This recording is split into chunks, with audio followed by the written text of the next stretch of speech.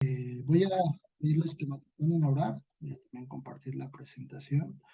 Seguimos con nuestro tema que veníamos viendo la semana pasada o las semanas pasadas acerca de la importancia de tener buenos líderes en el reino, ¿vale? Entonces, por favor, acompáñenme a orar. Dios, te damos gracias en esta mañana por permitirnos, Señor Jesús, sentarnos a estudiar tu palabra. Gracias, Dios, porque todo lo dejaste escrito para nosotros. Porque has tenido a bien, Señor, que vengamos a este tiempo, Señor, a buscarte a ti, a estudiar, Señor, lo que tú nos dejaste. Te pedimos, Dios, que cada palabra, Dios, penetre lo profundo del corazón, que tú sigas cambiando nuestras vidas, que sigas formando en nosotros hombres y mujeres de reino, Señor. Te pedimos, Dios, que el nivel de vida que nosotros tengamos, Señor, impacte en nuestro entorno, de tal forma que personas puedan seguirte a ti.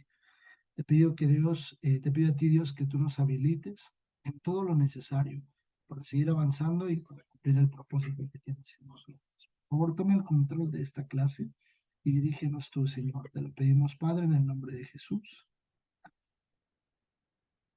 Bien, como lo hemos visto en semanas anteriores, es importante que nosotros evaluemos si alguien está siguiéndonos a nosotros. Una de las formas que nosotros vamos a identificar cuando pues, tengamos o se tiene un liderazgo es evaluar si alguien nos sigue. No estoy hablando propiamente de un tema eclesiástico, sino en general, ¿no? Si alguien en nuestra casa, básicamente en nuestro entorno, o posiblemente, porque no en la iglesia, alguien está siguiendo esos pasos que nosotros estamos dando y alguna de las personas que nos rodean dice, yo sí quiero avanzar en lo que Dios tiene para mí, y bueno, creo que el mapa lo tienes tú y basado en ese mapa, pues yo voy a ir avanzando, ¿no? Entonces, Jesús, algo que vamos a ver hoy es acerca de poder agotar nuestras posibilidades, pero también el conocer muy bien a las personas. Dice la Biblia aquí en Juan 10:14 que el pastor conoce a sus ovejas. Y no estoy hablando solamente de un ministerio como pastor, sino me refiero a la parte de que todos somos ministros. Todos como ministros, en el punto en el que nosotros volteamos y vemos que alguien nos está siguiendo, es algo que nosotros tenemos que revisar muy bien. ¿Qué pasa muchas veces en los liderazgos? Que no conocemos a las personas, no conocemos su forma de reaccionar, no conocemos su forma de ser y solamente desarrollamos como nuestros propios criterios sobre lo que las personas podrían pensar o necesitar. Cuando me refiero al que el pastor conoce a sus ovejas, me refiero a que el pastor sabe muy bien lo que necesitará en el momento adecuado, que ustedes puedan evaluar a las personas y decir, yo sé que tú no estás bien, algo muy similar a lo que los papás pueden sentir por los hijos. Cuando los papás se dan cuenta, o principalmente las mamás, que un hijo no está bien, normalmente siempre le dicen, tú tienes algo, tú no estás bien. Las mamás son como muy sensibles a este punto, es decir, necesito que tú me digas qué tienes, porque veo muy bien que tú tienes algo. Entonces, el hecho de que el pastor conoce a sus ovejas se refiere a eso, al poder ser sensibles a las necesidades de las personas. El liderazgo siempre se va a gestionar o siempre se va a trabajar basado en el carácter y no en el carisma de las personas. Cuando nosotros podemos ver la forma en la que fue Samuel y ungió a David, primero vemos que Samuel se basa mucho en la parte física o en las habilidades que propiamente se veían en los hermanos de David. Y Samuel empieza a decir, creo que es este, creo que es este, creo que es este. Y empieza a ser selectivo de acuerdo a ciertas características fisiológicas o físicas incluso y apariencias que pudiera tener la persona. Entonces, no realmente sucede un liderazgo basado en apariencias. Samuel posiblemente, aunque era muy profeta, posiblemente basaba sus expectativas en quién iba a ser el siguiente rey de acuerdo a las características físicas que pudiese tener un Saúl. No, nunca se imaginó Samuel en un principio que pues iba a ser un chavo mucho menor que Saúl, tal vez en ese tiempo. Entonces, en algunos casos nosotros podemos evaluar que hay personas que dicen, no es que esa persona tiene un carácter muy fuerte, cuando dicen que es tal vez muy enojón o cuestiones así, ¿no? Decimos, no es como muy enojón, tiene un carácter muy fuerte. La realidad es que esa frase es completamente incorrecta porque es un carácter débil. Si nosotros vamos a segunda carta a Timoteo, capítulo 1, verso 7, vamos a segunda carta a Timoteo.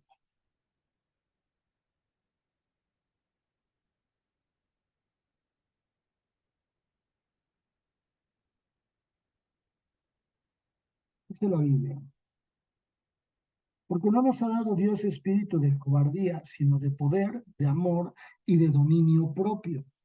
El dominio propio es exactamente cuando uno tiene carácter. No voy a poner el adjetivo calificativo de si es fuerte o débil, cuando tiene carácter. Por ejemplo, una persona que demostró en la Biblia mucho carácter fue cuando Pedro, perdón, estaban en la barca y cuando ven a Jesús y le dice, manda que yo vaya. Y entonces el tomar la iniciativa, eso es carácter, el poder determinarse y avanzar a algo que iba a ser sobrenatural, a ir y caminar por en medio de las aguas. Entonces la Biblia dice que nosotros tenemos dominio propio. Por eso es que les digo, cuando una persona podemos decir, tiene un carácter fuerte, la realidad es que es un carácter débil, porque no sabe dominarse a sí mismo. No se domina, no domina sus emociones. En algún momento nos vamos a equivocar. Prefiero una persona que siempre y constantemente tiene esas subidas de volumen, esas subidas en su actitud, en ser tal vez hosco, en ser grosero, en ser incluso hasta lépero, ser una persona mal hablada. Cuando las personas dicen, tiene un carácter fuerte, realmente es un carácter débil porque no se está dominando a sí mismo, no hay una sujeción. Entonces, uno de los puntos importantes en el liderazgo es que el liderazgo, una de las cosas primordiales donde debe de nacer es en nuestras propias vidas, en la parte personal. El dominio propio nos hace entender que nosotros tenemos un liderazgo sobre la carne. Nosotros dice la Biblia que tenemos que vivir mucho más en el espíritu que en la carne.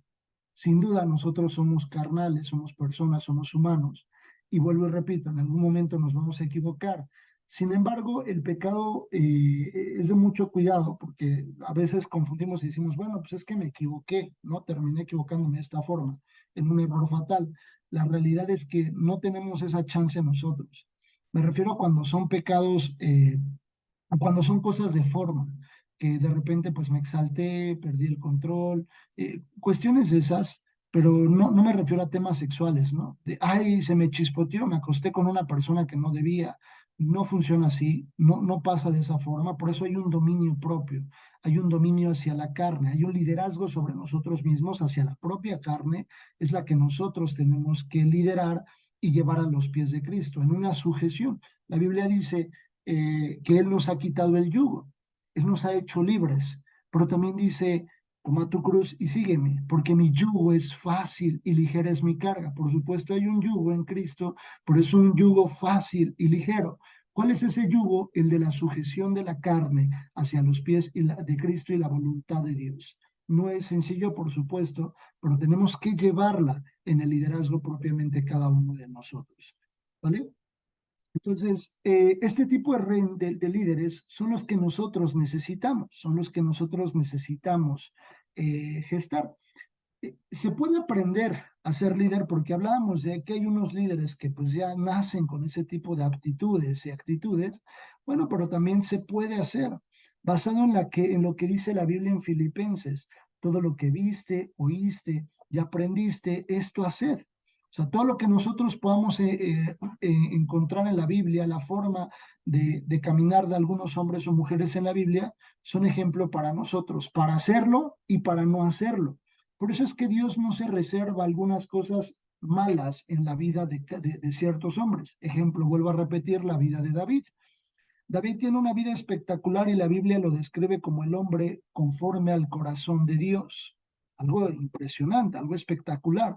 Sin embargo, es un hombre que pecó, que cayó y que cayó en adulterio y que aparte mató a un hombre, a Urías.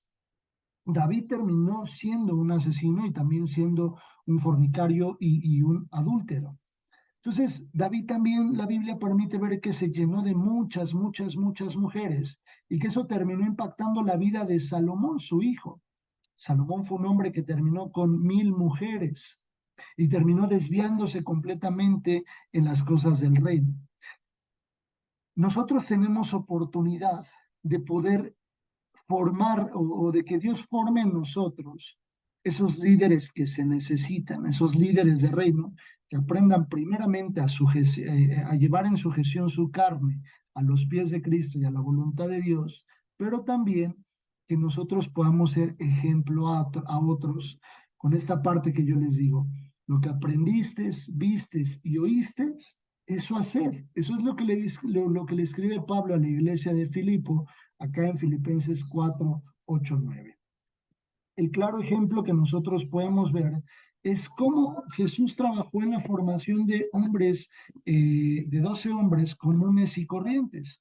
Eran hombres completamente, nada extraño, nada externo a lo que nosotros pudiéramos ser o pudiéramos palpar en una vida pues cotidiana. Jesús invirtió tiempo en cómo ellos o en lo que ellos iban a necesitar. Jesús los preparó. Jesús trabajó con ellos para prepararlos. Yo les hablaba hace unas clases y les decía, hay muchas personas que no les gusta trabajar con los demás. Hay personas que dicen, no, pues ya que llegue aprendidito, ya que sepa cómo se hacen las cosas. La realidad es que es un trabajo. Un Pedro era un hombre, pues posiblemente hasta cierto punto soberbio. Una característica que tenía era como un hombre muy improvisado, tomaba decisiones al vapor, era como un hombre como de, bueno, pues órale, hagamos esto ya, ¿no? De una vez, pero también era un hombre que quería brillar, era un hombre con ciertas características, un Jacobo y un Juan, hombres que querían ser los primeros, que querían ser los que aparecieran en la foto primero, características que nosotros podemos identificar. Y también había hombres matones como el celote, un traicionero como el Judas, aquel Judas que la misma Biblia dice que lo separa y dice, Judas no el que mató a Jesús, un hombre que llevó por unas monedas, que intercambió la vida de Jesús por unas monedas. Indudablemente la Biblia se iba a cumplir en la vida de Jesús como nuestro Dios, pero también como hombre en el morir en la cruz, indudablemente iba a pasar lo que describe Isaías, lo que describe Salmos también, pero algo que tenemos que ver es que ellos tenían la oportunidad de decidir. Ellos caminaron cerca de Jesús. Ellos caminaron y conocieron. Pero, porque Jesús invertía tiempo. Jesús les enseñaba. Hay una parte cuando le dicen al maestro, que ahorita aquí lo pongo, dice, enséñanos a orar. Los discípulos le dijeron, enséñanos a orar. Yo escuché el caso de una vez de que un joven de la iglesia invitó a un amigo de su escuela a la iglesia y que terminando pues todos los servicios se fueron a comer y que le dijeron al chico nuevo, al que habían invitado, le dijeron, ¿puedes orar por los alimentos? Y una de sus respuestas de este chico fue, no sé orar, ¿me pueden enseñar a orar? Algunas personas con ciertas características en liderazgo en ese momento, cuando él respondió, no sé orar, muchas personas se hubiesen reído, incluso hasta como de juego, ¿no? De hecho, así de, ¿cómo crees? ¿Cómo crees que no sabes orar? Ese tipo de pequeños detalles, ese tipo de pequeños detalles pueden hacer la diferencia en una persona. Cuando nosotros somos como mucho de la cultura mexicana, decir, ay, ¿a poco no sabes? Como que esas respuestas, decir, si te estoy diciendo que no lo sabe hacer, pues es porque no lo sabe hacer. Ahí es donde nosotros ponemos y desarrollamos todo lo que Dios nos ha dado. Lucas capítulo 9. Por eso el liderazgo es guiar, es influir en las personas y la forma en la que nosotros tratemos a las personas va a determinar mucho si las personas van a querer avanzar con nosotros o no. Dice la Biblia, capítulo 9, habiendo reunido a sus 12 discípulos, les dio poder y autoridad sobre todos los demonios y para sanar enfermedades. Y les envió a predicar el reino de Dios y a sanar a los enfermos. Y les dijo, no toméis nada para el camino, ni bordón, ni alforja, ni pan, ni dinero, ni llevéis dos túnicas. Y en cualquier casa donde entréis, quedad allí y de allí salid. Y donde quiera que nos os recibieren, salid de aquella ciudad y sacudid el polvo de vuestros pies en testimonio contra ellos. Y saliendo, pasaban por todas las aldeas anunciando el evangelio y sanando por todas partes. Previo Jesús les enseñó cómo hacerlo. Previo Jesús les instituyó. No es como que los conoció, hoy conoció a Pedro y le dijo, mañana vas a ir a predicar a las aldeas, vas a ir a sanar enfermo. Caminaron con él. Ellos vieron, fueron testigos de cómo sanaba hombres y mujeres. Fueron testigos de cómo Jesús hacía milagros, cómo Jesús traía al corazón de las personas una esperanza. En la Biblia ahí dice, vean el corazón de estos hombres. En el capítulo 11 mismo en Lucas, dice, aconteció que estaba Jesús orando en un lugar cuando terminó uno de sus discípulos le dijo, Señor, enséñanos a orar, como también Juan enseñó a sus discípulos. La diferencia entre un alumno y un discípulo es que el alumno solo aprende, y el discípulo aprende y ejecuta. Cuando aquí les dice, vean el corazón de Jesús, pero también vean todo lo que podemos sacar de este versículo 1. Aconteció que estaba Jesús orando en un lugar. Él estaba poniendo el ejemplo, para empezar. Él lo estaba haciendo primero. No es como que el papá le diga a sus hijos o la mamá, no te he visto tener tus devocionales, no te he visto orar. Mamá, yo nunca te veo a ti.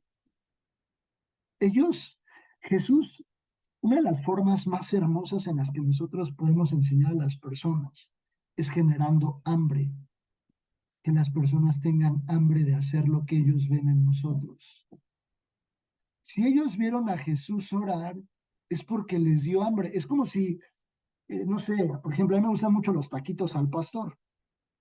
Si yo paso una noche por unos buenos tacos al pastor y huele rico y veo a alguien dándole la mordida a los tacos, oh, hasta mi estómago es así como de, ay, qué rico unos tacos al pastor. Muri, que es de otro país, no sé si conoces, Muri, los tacos al pastor, ¿sí? Bueno, es un tipo de carne que hay aquí en México. ¿Sí conocen los tacos al pastor, Muri? Sí, tengo un parecido, sí. Sí, bueno, algo parecido. No, no, no, yo tuve la oportunidad de visitar Costa Rica, pero no me acuerdo si había tacos al pastor, la verdad. Pero es como un trompo, es así como carne así en un tubo, que los ponen así encima de los bisteces y luego los cortan así de lado. Es muy Sí, común como... aquí ¿Sí no los hay, ubicas? aquí, aquí no hay, pero sí tengo una idea y apenas lo dijiste, me lo imaginé y todo, y el olor y todo. Bueno, pues son deliciosos los tacos al pastor Nuri, para que tú un poco conozcas. Y, y a mí me provocaría hambre ver una persona comiéndose unos tacos. Mi comida favorita casi en la vida son las enchiladas verdes y los tacos. Entonces Jesús estaba orando y hagan de cuenta que eso fue lo que provocó en ellos, provocó hambre. Y en ese momento el discípulo le dice, Señor, enséñanos a orar. ¿Por qué Jesús antes nunca, o sea, no se ve en la Biblia que Jesús les haya dicho, necesito que se pongan a orar? Después viene la reflexión al final, cuando Jesús está en el Getsemaní y les dice, no pudieron orar ni una hora, pero ya les había enseñado, ellos ya le habían pedido. Entonces ahora sí viene la forma de la enseñanza distinta. Cuando ya te enseñé, cuando ya te puse el ejemplo, en el Getsemaní ya es diferente. Pero aquí le dice, Señor, enséñanos a orar, como también Juan enseñó a sus discípulos. Y entonces empieza el ejemplo de la oración, que no lo voy a leer, pero viene ahí el Padre Nuestro. Cuando oréis, decid, Padre Nuestro que estás en los cielos, etc., etc., etc. Les deja la guía. El Padre Nuestro es una guía de oración. No es como que nosotros tendríamos que estar repitiendo, Padre Nuestro que estás en los cielos. No, no, no. Como loros o como pericos, ¿no? es una guía. El Padre Nuestro es una guía para nosotros de cómo orar, iniciar introduciendo y reconociendo la deidad de Dios, pero también reconociéndolo como Padre y sabiendo que nosotros somos sus hijos. Yo tengo identidad de hijo cuando yo le llamo a él Padre, pero Jesús inicialmente provocó hambre. Vamos a Génesis 14.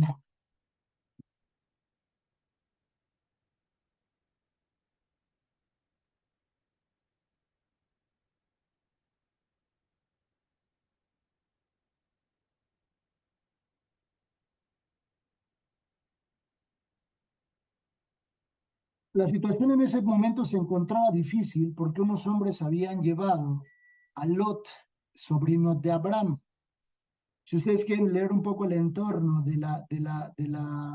el contexto un poco de la situación, pueden leer desde el capítulo 13, cuando Lot se separa de Abraham y Lot se va a un lugar que parecía muy hermoso, un lugar que parecía muy espectacular, y Abraham se va hacia el otro lado, y Lot se va a un lugar que iba a terminar siendo un lugar con juicio, Sodoma y Gomorra. Ahí termina yéndose Lot, sus decisiones terribles. Hay otro aprendizaje que ustedes pueden evaluar, donde Lot, al ir a un lugar que parecía que para él era muy bonito, en apariencias era muy agradable, terminó siendo un lugar de condenación para él.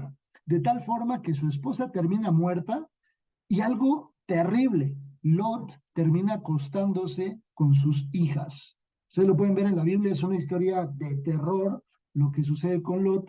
Y más, pero previamente a todo eso, Lot iba a ser secuestrado, así le voy a poner el término, por unos hombres. No quiero ver tanto el contexto de la situación que le pasa a Lot, sino lo que sucede en el liderazgo de Abraham. Si ustedes leen, vamos ahí en el capítulo 14, vamos a leer del versículo 11 al 16. Dice la Biblia, y tomaron toda la riqueza de Sodoma y Gomorra y todas sus provisiones y se fueron. Tomaron también a Lot, hijo del hermano de Abraham, o sea, era Abraham su tío, que moraba en Sodoma y sus bienes y se fueron, es decir, lo secuestraron, se lo llevaron secuestrado. Y vino uno de los que escaparon, y lo anunció a Abraham el hebreo, que habitaba en el encinar de Mamre, el amorreo, hermano de Escol, hermano de Aner, los cuales eran aliados de Abraham. Oyó Abraham que su pariente estaba prisionero. Ese es un punto importante. Oyó Abraham que su pariente estaba prisionero. Ante una necesidad, cuando yo veo que algún pariente está prisionero, ¿qué hago? Recuerden que esto es espiritual. Si yo sé de alguien que está en cadenas, que está atrás de una reja, en una prisión, dice la Biblia, y armó a sus criados, los nacidos en su casa, 318, y los siguió hasta Dan. Y cayó sobre ellos de noche, él y sus siervos, y les atacó y les fue siguiendo hasta Oba, al norte de Damasco, y recobró todos los bienes, y también a Lot su pariente, y sus bienes, y las mujeres, y demás gente. Qué bonita historia. Pero ¿dónde entra el liderazgo? Que los hombres de Abraham no eran soldados. Los hombres de Abraham no eran guerreros. ¿Qué eran los hombres de Abraham? Sus siervos. Tal vez ellos ni siquiera sabían utilizar un arma, tal vez nunca habían ido a una guerra, tal vez los siervos de Abraham nunca habían peleado en batalla, eran hombres que labraban la tierra, que bañaban a los animales, que los llevaban y cuidaban a las ovejitas, y tal vez eran personas diestras para esas actividades. Pero dice la Biblia que Abraham tomó 318 hombres o siervos y los llevó a una guerra. El liderazgo va a impactar de tal forma a las personas que las personas van a decir, yo le entro, yo voy. Ya vi que tu pariente, ya sé que tu pariente está prisionero, pero yo voy. Oye, no eres diestro para la batalla, no sabes disparar un arma, tal vez no eres bueno con la espada. Es tu pariente, Abraham. Hay tanto que yo tengo que agradecerte a ti, hay tanto que yo daría mi vida por algo que tú necesites. Imagínense la lealtad que esos siervos tenían para ir con Abraham y decir, pues nos aventamos a la batalla. Porque contra los que iban, si ustedes leen hacia atrás, eran hombres pues de guerra, los que secuestraron a Lot. Si ustedes leen el antetexto, van a ver que eran hombres de guerra. El liderazgo de Abraham impactó de esa forma. Pero la Biblia dice en repetidos versículos que les dejo acá, que Abraham era un hombre justo. Que Abraham era un hombre justo. ¿Qué es eso? Que vivía en la justicia de Dios. Era tan interesante lo que Abraham hacía que antes de instituirse la ley, Abraham la cumplía. Abraham entregaba los diezmos. Abraham entregaba sus diezmos. Era un hombre justo. Yo no sé si alguien le haya dicho a Abraham previo a que Dios entregó la ley a Moisés, pero previo alguien le haya dicho a Abraham, Abraham tienes que entregar el 10% de lo que tú tienes. Y Abraham lo entregaba. Era un hombre justo en toda su esplendor. También se le conoce como el padre de la fe, un hombre con fe en Dios, pero un hombre que accionó, no se quedó sentado, accionó ante una necesidad de su pariente. Y finalmente, podemos ver que nosotros somos responsables de las siguientes generaciones. Hay algo que sucede en la Biblia y en la vida de David. Cuando David mata a Goliat, nosotros ya lo vimos, ahí en primer libro de Samuel, capítulo 17:40. Cuando David mata a Salomón, cuando David mata a Sansón, a Goliat, perdón, cuando David mata a Goliat, eh, David toma 5 piedras. Y no es como que David pensaba, el razonamiento humano que yo les pongo acá nos permitirá evaluar y decir, bueno, tomó 5 piedras por si se equivocaba con una, con la primera. Tenía 4 oportunidades restantes. Muchos teólogos dicen que este sentido lo estaba haciendo de manera profética porque iban a venir más gigantes posteriormente en contra del ejército de David. Pero de manera inicial, David ya había dejado marcado cómo se tenía que no se le tenía que huir. Imagínense si David hubiese sido el ejemplo de 40 días y 40 noches atrás del,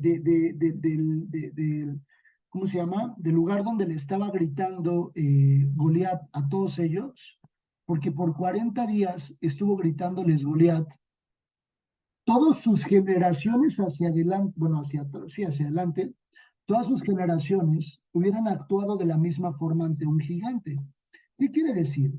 Que la forma en la que nosotros hoy les enseñemos a nuestras generaciones a atacar un gigante será la misma forma en la que ellos lo van a enfrentar. Si yo veo un problema, un gigante en mi vida, en mi familia, y lo primero que hago es salir corriendo y esconderme abajo de la cama, es exactamente lo mismo que van a hacer cuando ellos vean un gigante. Si yo veo un gigante en la parte económica y lo primero que yo hago es sacar todas mis cosas y empeñarlas para que pueda suplir esa necesidad económica, yo voy al empeño y entrego todas mis cosas para recibir dinero. Eso es exactamente la forma en la que mi familia va a atacar un gigante. La forma en la que yo les diga cuando en el matrimonio se tiene un problema y salga yo corriendo de mi casa o salga mi esposa corriendo de la casa, esa es la forma en la que nuestros hijos, nuestras generaciones van a atender el problema cuando sea evidente en nuestras vidas. La misma forma en la que nosotros les mostremos cómo se derriba un gigante será la forma en la que nuestras generaciones lo enfrenten. Dice la Biblia, ahí en el 17:40, y tomó su callado en su mano y escogió 5 piedras lisas de arroyo y las puso en el saco pastoril en el zurrón que traía y tomó su onda en su mano y se fue hacia el filisteo. Y dice la Biblia más adelante que solo ocupó una roca, pero iban a venir 4 gigantes posteriores, como si David supiera que le tenía o sabía que le tenía que enseñar a sus siguientes generaciones cómo se iba a derribar un gigante o cómo se debía enfrentar un gigante, que no se le tenía que achicar uno al gigante. Dice la Biblia en segundo libro de Samuel, capítulo 21, versos 15. Desde el 15 vamos a leer. Volvieron los filisteos a hacer la guerra a Israel, y descendió David y sus siervos con él, y pelearon con los filisteos, y David se cansó. Isbi Benob, uno de los descendientes de los gigantes, un gigante, cuya lanza pesaba 300 ciclos de bronce, y quien estaba ceñido con una espada nueva, trató de matar a David. Mas Abisai, hijo de Sarbia, llegó en su ayuda e hirió al filisteo y lo mató. Entonces los hombres de David le juraron diciendo: nunca más de aquí en adelante saldrás con nosotros a la batalla, no sea que apagues la lámpara de Israel. Primero, otra segunda guerra, verso 18. Otra segunda guerra hubo después de Gob, en Gob contra los filisteos. Entonces Sibecai Usatita mató a Saf, quien era uno de los descendientes de los gigantes. Segundo gigante. Verso 19. Hubo otra vez guerra en Gob contra los filisteos, en la cual Elanán, hijo de Jare Oregim de Belén, mató a Goliat Geteo, el asta de cuya lanza era como el rodillo de un telar, o sea, era un gigante. 3. Después hubo otra guerra en Gat, donde había un hombre de gran estatura, el cual tenía 12 dedos en las manos y otros 12 en los pies, 24 por todos, y también era descendiente de los gigantes. Este desafió a Israel y lo mató Jonatán, hijo de Simea, hermano de David. Estos 4 eran descendientes de los gigantes en Gat, los cuales cayeron por mano de David y por mano de sus siervos. Si David se hubiese echado a correr cuando escuchó al gigante Goliat, ellos hubieran hecho lo mismo.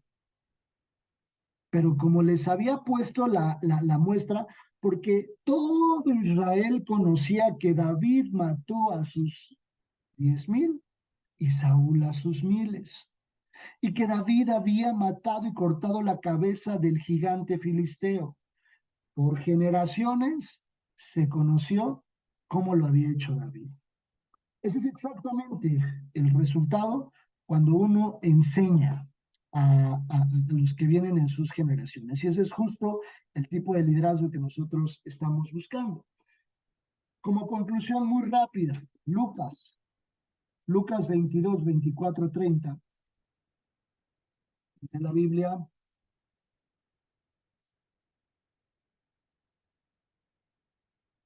Hubo también entre ellos una disputa sobre quién de ellos sería el mayor. Pero él les dijo: los reyes de las naciones se enseñorean de ellas, y los que sobre ellas tienen autoridad son llamados bienhechores.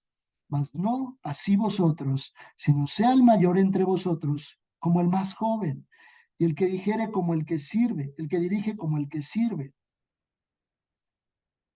Porque ¿cuál es el mayor? ¿El que se sienta a la mesa o el que sirve? No es el que se sienta a la mesa, mas yo estoy entre vosotros como el que sirve.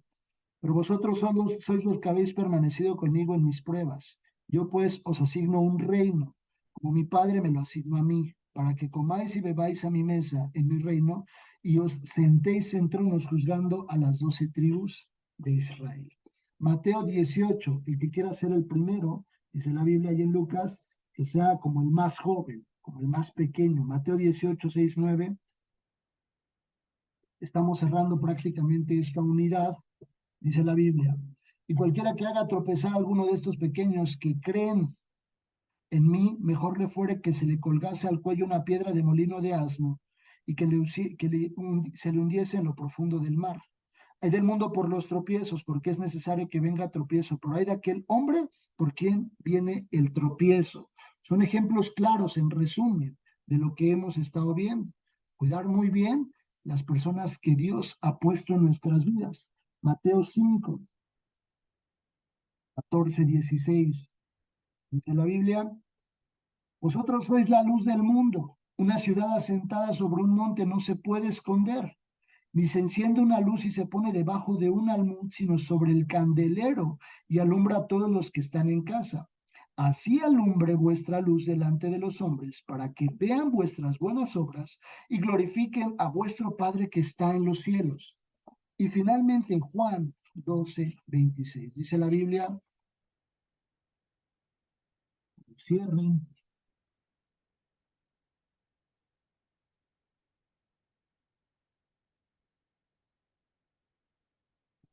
Ok.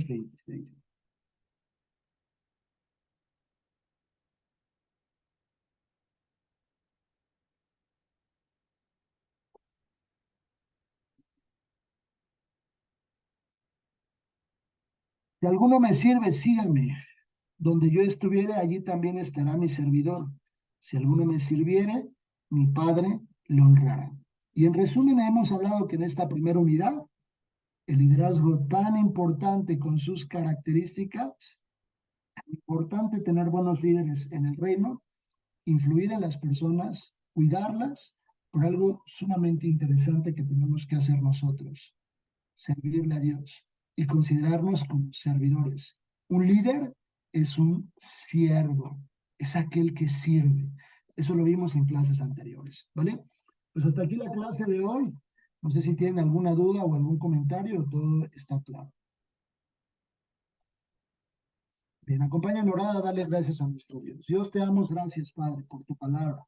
Gracias, Señor Jesús, porque ciñes nuestro corazón. Te pedimos, Dios, que quites de lo más profundo todo aquello que no te agrada y que nos permitas vivir, Señor, siendo agradables delante de ti.